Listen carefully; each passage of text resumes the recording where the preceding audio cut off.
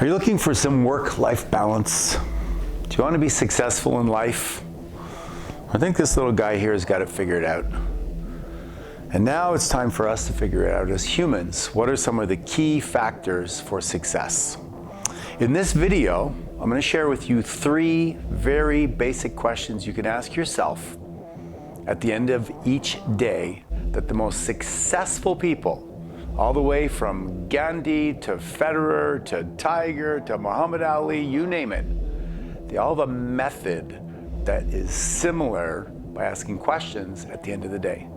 In this video, I'm going to show you the 3 most powerful questions you get to ask yourself.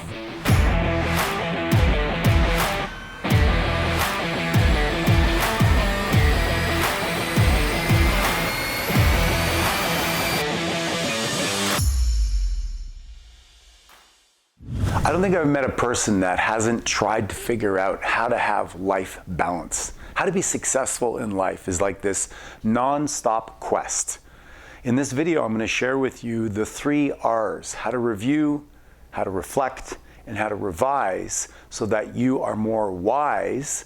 And rather than review and blame and give yourself shame, you're going to review and you're going to celebrate the things that you did well during the day.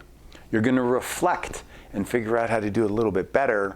And then you're going to revise so that you are leading into the next day a little bit more wise. The 3 R's in this video are going to change your life.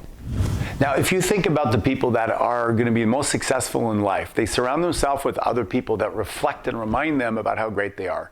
Roger Federer has an entourage that tells him that he's doing a great job, that he's making progress, that he's doing the right things. Could you imagine his coaches standing around him telling him what an idiot he is and how bad he is and that he's never going to amount to much? Think about your inner review or narrative. Is it closer to putting courage into yourself, encouraging yourself, reflecting on the things that you did well, asking yourself empowering questions like, what did I do great today? Where was I a rock star? When did I laugh? What did I contribute to? Anything that's in a positive vein. And when you start to do that and journal on it, your brain starts to go, if every night I'm going to review my day and ask myself to look for the wins, wouldn't it be cool to stack up a couple of wins tomorrow? So when you're in a situation tomorrow and you get to help the old lady across the street, makes the extra call, do 11 reps instead of 10, your brain starts to look for places to win. So this part is crucial. The negative automatic part of woulda, shoulda, coulda, beat yourself up, that's going to show up anyway. So you don't need to exercise that muscle. What we want to do is we want to put the inner coach inside of you, the one that encourages you to remind yourself of where you were great and what you did well. Kind of the puppy talk, right? Hey, the good boy, attaboy, that kind of thing. So that first section is to reel off a bunch of questions. And in my book, The Power of Your Identity, actually, there is a long list of questions you can ask yourself. So if you want a variety of questions, you can seek that out in that book. And then you can, rotate the questions around so that you find different parts of yourself. So step number 1 is don't go to the negative. Go to the positive, go to the encouragement, go to the cheerleader, go to the coach inside of you and pull out your own greatness. So if you want to be successful in life, you need strategies to do that. And I personally am super stoked at this strategy, and I'm glad that you're choosing to listen through to this. Once your amygdala calms down, that part, the reptilian part of your brain, think about the times when you feel safest, you feel most comfortable around your friends, and you're relaxed and you're open, and people make suggestions toward how you could maybe do something differently. Then your heart is open because you're not defensive. The contrary to that is when you don't feel enough, when you feel threatened, when you feel like you're under attack, when you feel already that you shoulda, woulda, could done something better. And now you're going to justify, you're going to rationalize, you're going to defend, and you're not going to be open to a new and better way. The second part is where you're going to reflect. What does that mean? It means you're going to ask yourself some reflecting questions, like, what could I have done better? Where was I lacking information? Where was I not open to an alternative perspective? And again, in my book, The Power of Your Identity, there is a whole list of questions. But you can ask yourself any question that has to do under the umbrella of what can you learn? This is the learning section. This is a section where you're asking yourself, what could have been different? And let's face it, if you're the only person and you're only looking at everything you do one way without asking new questions, you're going to get probably the same behavior the next day. So this section is all about learning. It's about being creatively open, asking those wise questions, right? And maybe it's a bit about the people around you, right? How did I interact with the people around me? Where was I not patient enough? Anything that has to do with the possibility of a new approach. This is the reflection, then answer the questions, journal them, and then look for a place where you can truly find a new path. In this second section, it's all about reflecting and asking learning-based questions. Hey, if you're enjoying this, then why don't you go ahead and hit the like button. And then if you also want to pitch and catch with me a little bit and let me mentor you a little bit, why don't you put in a comment of what this means to you, what you're learning or what you're getting from it, so that I can take this conversation further with you. And of course, if you want to continue to get these videos, make sure you subscribe, hit the buzzer. If you like these, make sure you subscribe, hit the buzzer so that you can get all the notifications, so that when the next video comes out, you can be the first to get this content and transform your life and take it to the next level. All right, now this part is forward focused. Once you have reviewed and captured what was great, that's awesome. Then you look at what could be improved, that's amazing. But now you make your new plan and your new strategy, your new game plan, your new flight plan, whatever it is, so that tomorrow, when you go into tomorrow, you have a revised plan, one that is better, one that takes in the distinctions and learnings from the day, one that affirms the things that you did well. And so it's really simple, but it's also very exciting because it creates a sense of, how do I improve? You know, what you measure, you can manage, and what you measure creates a sense of excitement. If every day you get up and you have a goal to lose some weight and you measure yourself on the scale and you see the progress, it can be very exciting that day to continue your workout regime or to continue your diet regime.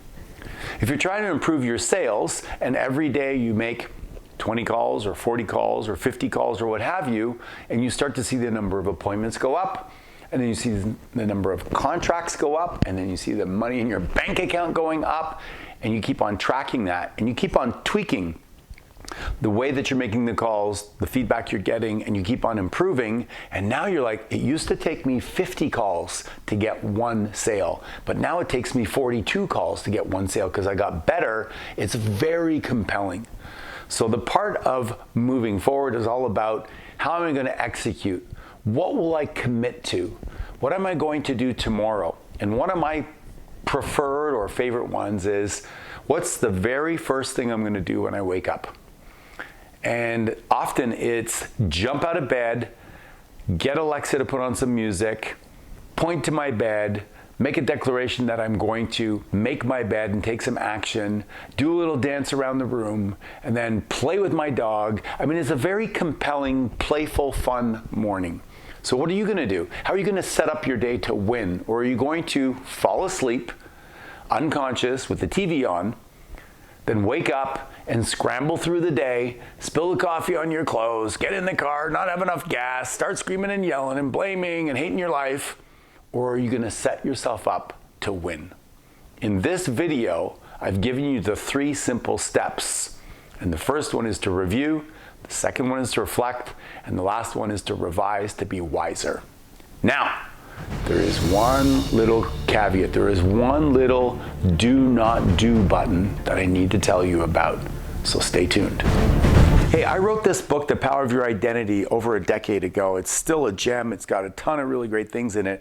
In fact, it's the key to transforming my life from working hard on a farm to becoming financially free by changing my identity. Your identity is a force that you and I have as a way that we see ourselves.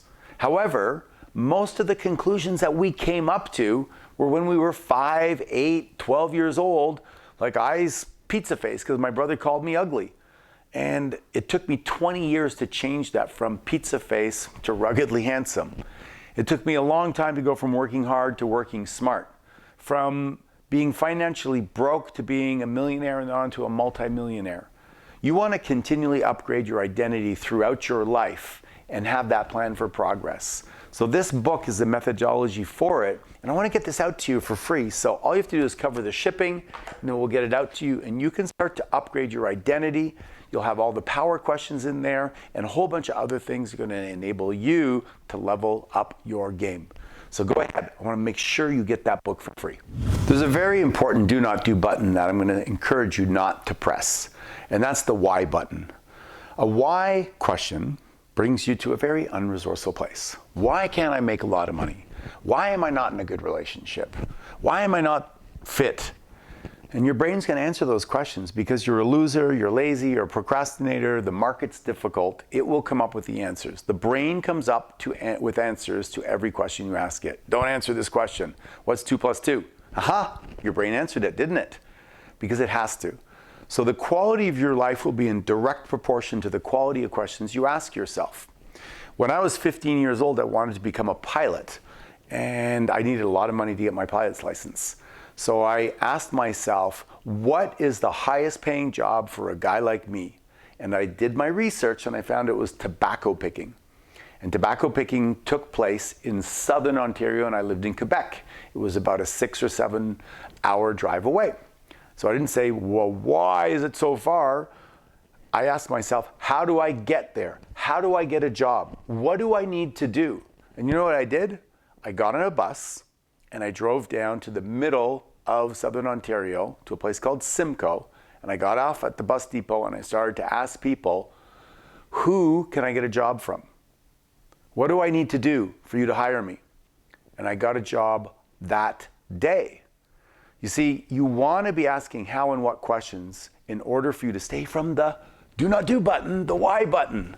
Why questions lead you to a terrible place. They lead to a place of blame, justification, and bringing you back to the story that keeps you from what you want. So my suggestion is, warning, do not press the why button, the do not do button. Go to the how and the what and take your life to the next level. Oh yeah, now you're my friend.